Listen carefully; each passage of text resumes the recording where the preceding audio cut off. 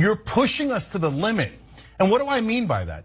You're asking us to talk about history, the history of the South. This is in Georgia. What happened in Georgia? There were savages in Georgia.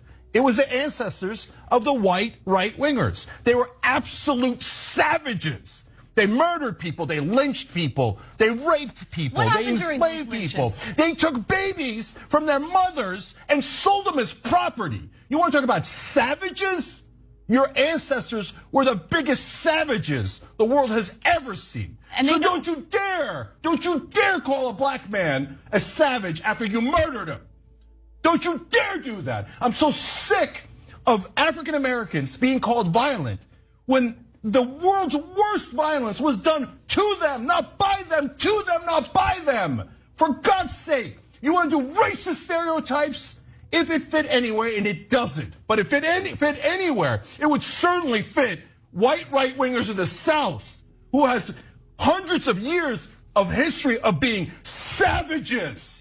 Savages! You don't get to enslave people, lynch people, beat people, rape people, eat people, segregate people, lock people out of resources, destabilize families, over-police communities, undereducate schools, poison neighborhoods, and then turn around and have the fucking audacity to say, why are they so angry? What the fuck do you mean, why are they so angry? That question alone is disrespectful as hell, because anger does not come out of nowhere. Intensity does not come out of nowhere. Pain does not come out of nowhere. Europeans come to this continent, literally ethnically cleanse the indigenous population out of existence, kill them on a scale that has hardly been equaled, and refer to them as savages. That's an achievement. Who's the savage? The first time I encountered this was in a little town in Massachusetts called Deerfield. It's a reconstruction of what that little town looked like in colonial America. And in front of each house is a plaque that explains something about this house. And then description. On the 18th of October of 1702, the savages attacked. The first time I saw this, the savages. You come in here, destroy everything these people have, and they are the savages. That's an interesting move. It is. You know? I hadn't thought of that before. Think about it. How come, is there a reason they don't teach us that black people built the pyramids and we had mummies buried in gold? If I'm a savage looking for my next meal, looking for an animal to eat, I'm not worried about burying my ancestors in gold. That's something that only a high-class people got time to even do. We was not looking for our next animal to kill. We was not each other and being savages. We were intelligent, high-vibrational gods. Middle Passage, white people. Slavery, white people. Jim Crow, white people. Lynchings, white people. Trail of Tears, white people. Wounded Knee, white people. Asian internment camps, white people. The vast majority of gun violence, white people. You see a trend? January 6th, white people. Ahmaud Arbery, 3 white guys. Hi guys, welcome back to my channel. I hope you are doing great wherever you are watching us from. Have you ever noticed how every time people start talking honestly about history, somebody suddenly gets uncomfortable? We are constantly told who the good guys were and who the bad guys were. But when you actually dig deep into the past, the story isn't nearly that simple. I've always wondered why we expected to forget centuries of injustice, why being judged for reacting to the consequences of it. Today, we are going to talk about why history matters, why certain narratives are protected, and why so many people are finally questioning what they have always been taught. Anyway guys, let's dive straight into the video. Don't forget to subscribe to my channel, like and share the video to help the channel out. I'll be back with my commentaries. We have to remember that we learned from some of the best. They had some white boys came over here that did the first beheadings in Point Coupee, Louisiana, where I'm from. Slave insurrection, that was the way you dealt with it. Tuskegee syphilis incident. We're going to see how black men die if they have syphilis, but we pretend we treat them with penicillin, and we're just going to watch the pathology of how they die. Now, that wasn't back 200 years ago. That was 1930 to 1974. We're talking about giving these wonderful blankets to the Native Americans infected with smallpox as they walked on that trail of tears just to see how they die and to eliminate their population so we can take all of that land. So the violence that is in America has come from a very learned position that was brought here by some Caucasian folks. All right? So, what is white fear? We can take that question in many directions, but I think that there's only one way to explain this. White people are afraid of other races being in power in this country. They don't like anyone that isn't white involved in anything that can systematically change this country. Especially when it's systemic change that is in the better interest for everyone, not just white people. White privilege is real. Systemic racism is real, and white ignorance is the driving force of both of those. And many white people don't even know this. Many of them don't even believe in it. What many Latinos, Hispanics, Asian people, and black people will say differently. But Roland Martin broke this down perfectly, and I'm paraphrasing here. First, we have to understand white fear. It is important to understand the insanity and the history behind it also. Without the proper knowledge of this, we will continue to be blindsided every time white fear inevitably rears its head. So let's look back when white fear really got its start. Slavery. The moment slaves were given freedom, the South became furious. January 31st, 1865, slavery was abolished. However, most slaves in those southern states didn't find out until June 19th, 1865, a day also known as Juneteenth. And that's just the beginning. Once black men started being voted into Congress in the South, white people lost their minds even more, especially those down in Mississippi. Dude, once white people started screaming, too many blacks are being voted into Congress, that's gotta stop. White fear started brewing in Mississippi. And guess what? Since 1890, not a single African American has been voted into state office in Mississippi. Since 1890. But wait, there's more. Tulsa, Oklahoma, 1921. White fear embedded its ugly head into the section of the town known as Black Wall Street. Black folks had everything there. It was one of the most prosperous African American communities in the United States. Seeing black people succeed? Well, y'all know that don't fly with white mother. This scared white people so much that they thought black people were gonna start taking over everything and even enslave white people. I wish I was kidding. So you know what those white people did? They burned that whole section down. Burned it down because white fear was flowing through their veins. Central High School, Little Rock, Arkansas, 1957. Just because this high school was integrating 9 black students into their program, white fear emerged and had white people following them on their way to school, screaming at them, throwing racial slurs at them, spitting at them. I wonder whose grandma this is today, if this is even alive. I would love to hear her opinion on this matter nowadays. I've been hearing a lot about black fatigue recently, and I want to talk about it, but I can't do it here at home. We gotta go on a trip.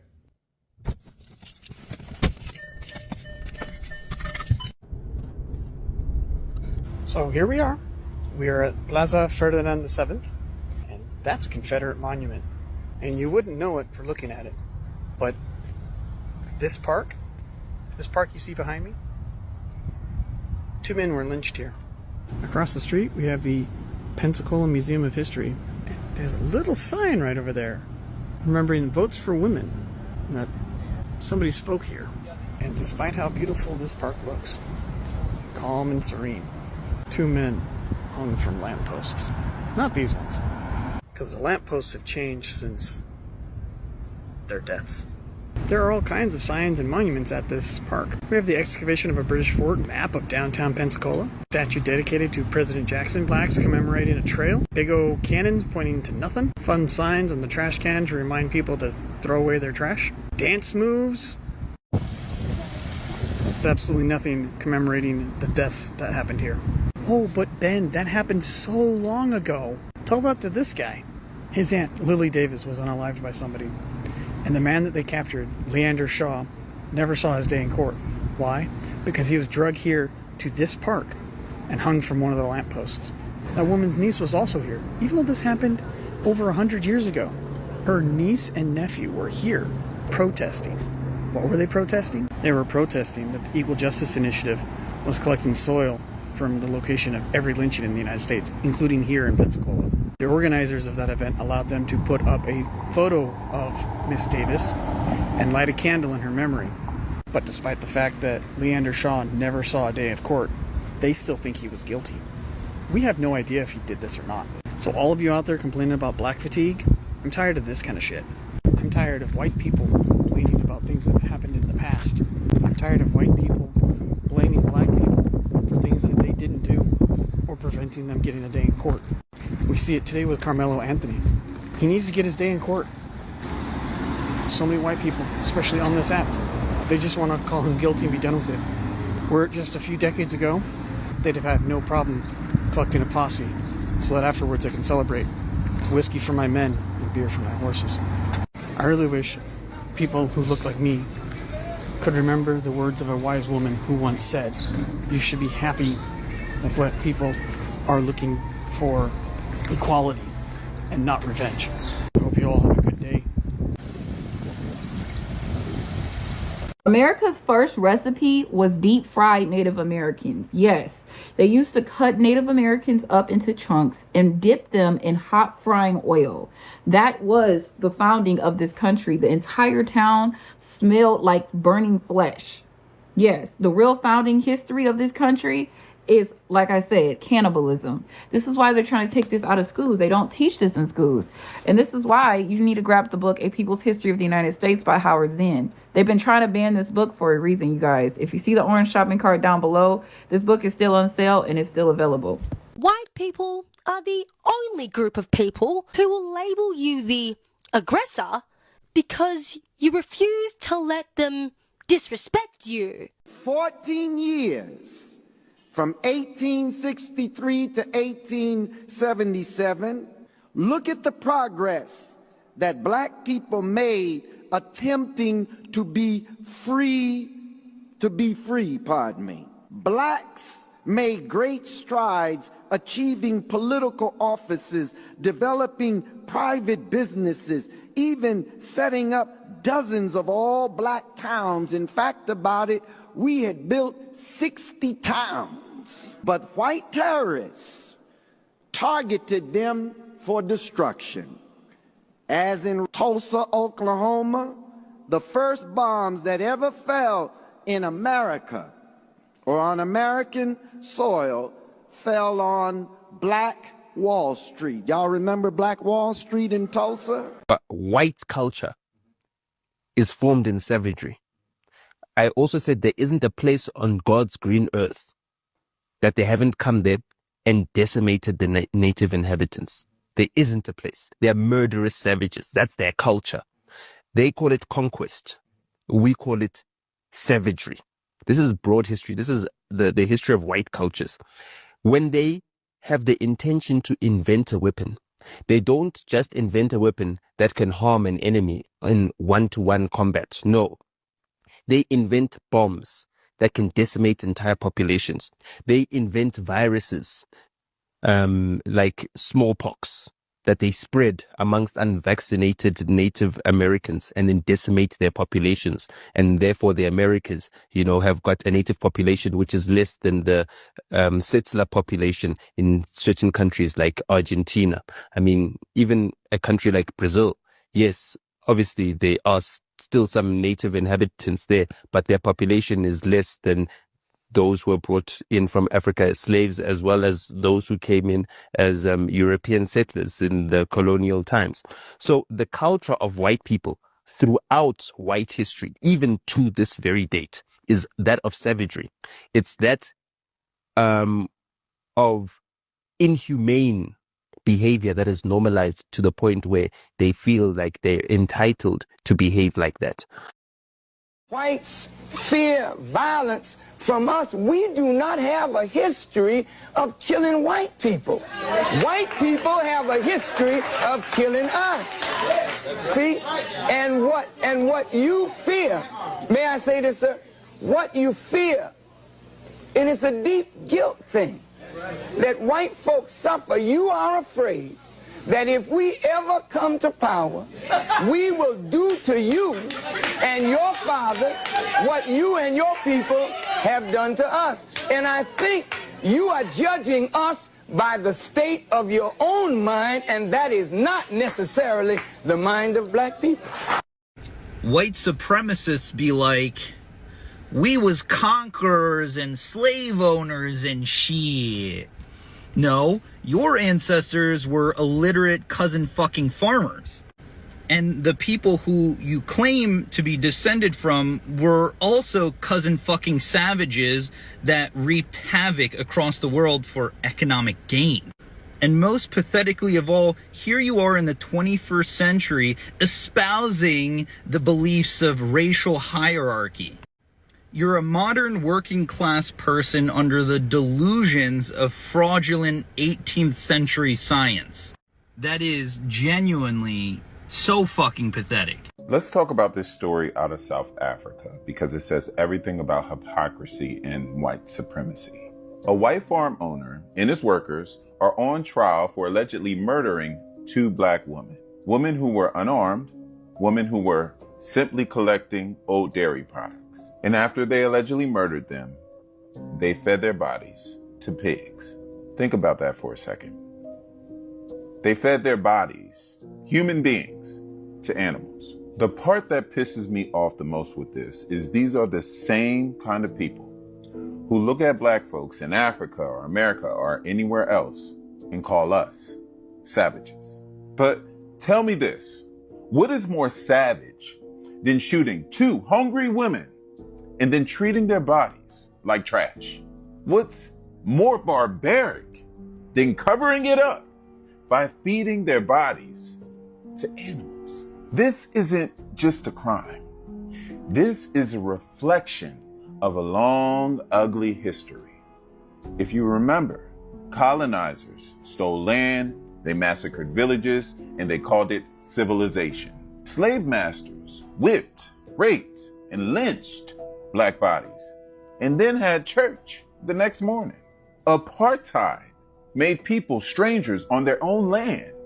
And then when we resisted, they called us violent. See the pattern? Whenever black people act out of survival, we're branded as criminals. When white supremacists murder in cold blood, it's protecting property. It's isolated. It's lost in the news cycle somehow. And then you got politicians like Trump who push this lie of a so-called genocide against white farmers while ignoring the everyday violence against black South Africans. That's not just hypocrisy. That's propaganda trying to flip the script and make the oppressor the victim. You want to know the truth? Black people are not savages. What's in our blood is resilience, creativity, and survival against all odds. But what's in their history, their very foundation of white supremacy, is violence, exploitation, and the dehumanization of others. That's the real savagery. So the next time someone dares to point the finger at us, remind them, we didn't invent this cycle of brutality. They did. And we've been surviving it, exposing it, and rising above it for centuries. Now let me ask you this. When are we going to let them stop defining the narrative and start forcing the world to see the truth for what it is? If you really think about it, white people are such deflectors. You guys literally tried to put the stigma and the notation on us that we're the aggressors, we're just violent, and I don't know, like we're just ready to kill everything we see, when it was y'all. Only in your history are you guys the savages. None in our history does it say that we created or started genocides, or we removed cultures from their country and took them to a whole different nation against their will. Enslaved. I don't think black people was killing others because they were Jews. I don't think black people removed Native Americans from their land. I don't know. This is just history that I'm talking about. It's just like, please live comfortably in y'all skin, which y'all already do. But please just stop trying to put that persona on us, that we're just these negative people that's just ready to be violent, when it's really you guys. In every era, in every generation, you guys choose violence. It doesn't matter. In every scenario. In every scenario. I have nothing against whites, but I am all for black, if that makes sense. Take that what you will. White People and Cannibalism Part 4. So, as you guys know, we've been on this journey together, learning about how white people just were munching on people for like the longest time ever, apparently. So we've already talked about medical cannibalism with the mummies, just as a brief recap, and that's why the mummies are so rare. And we're talking about cannibalism during and after slavery now. So, basically, the word picnic, which is now just really disgusting to me, and I'm never going to use it again, really. It comes from pick a N-word, and basically what they would do is they would throw these like barbecue parties where everyone would gather outside, sort of like that one famous painting of everyone in the park, if any of my artists out there know what I'm talking about.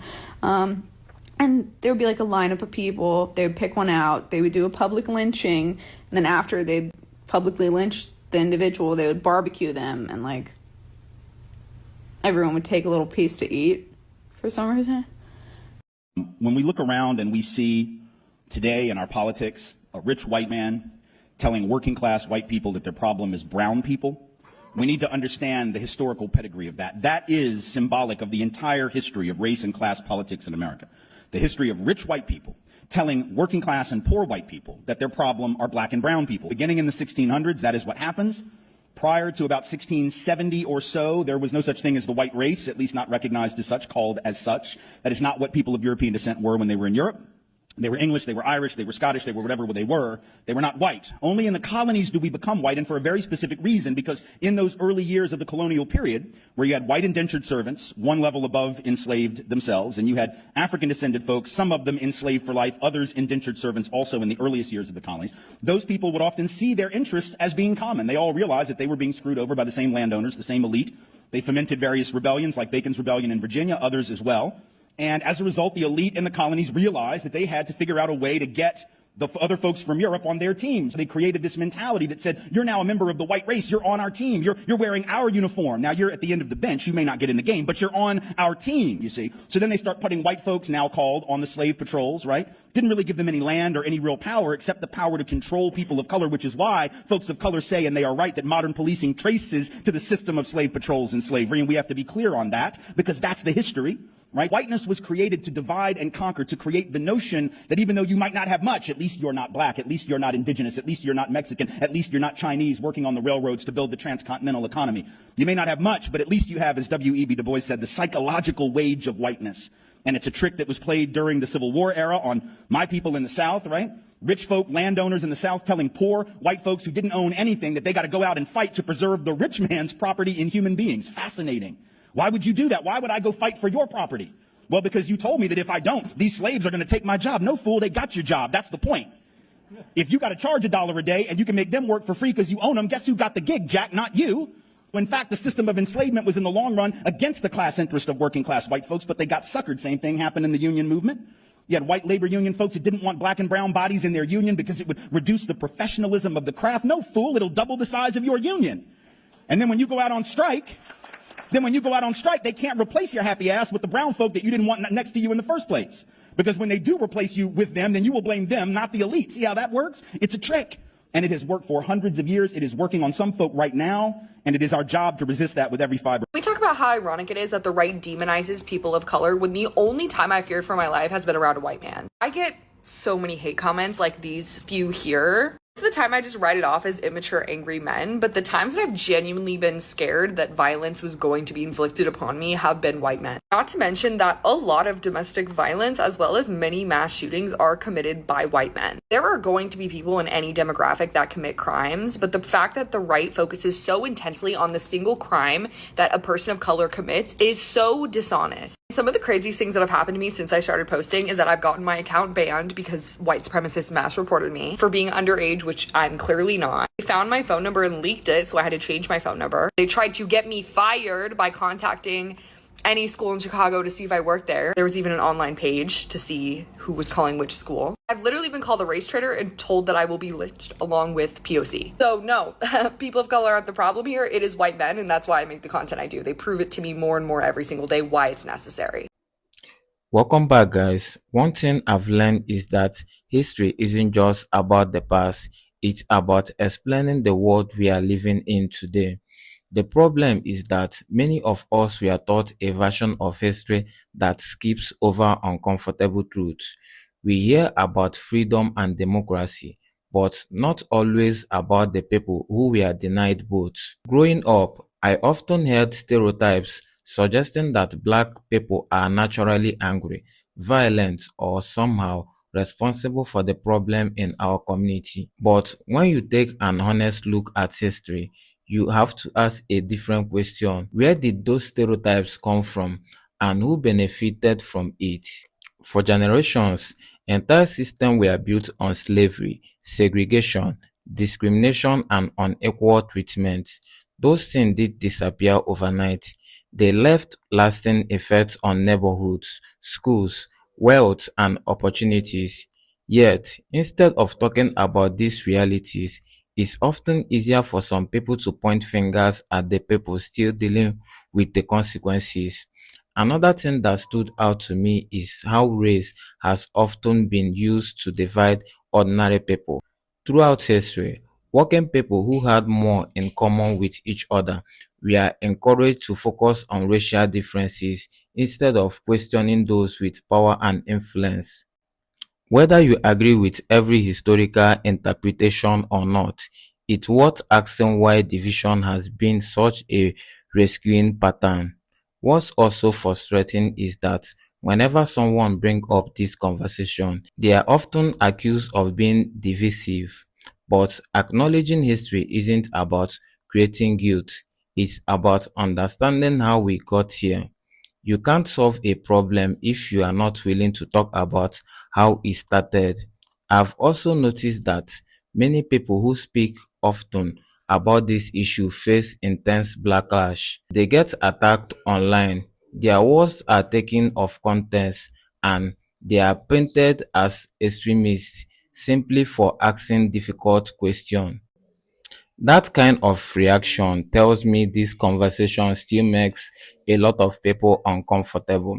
At the end of the day, I don't believe the goal should be revenge or hatred. The goal should be honesty, accountability, and equal opportunity for everyone. We can't move forward by pretending painful parts of history never happened.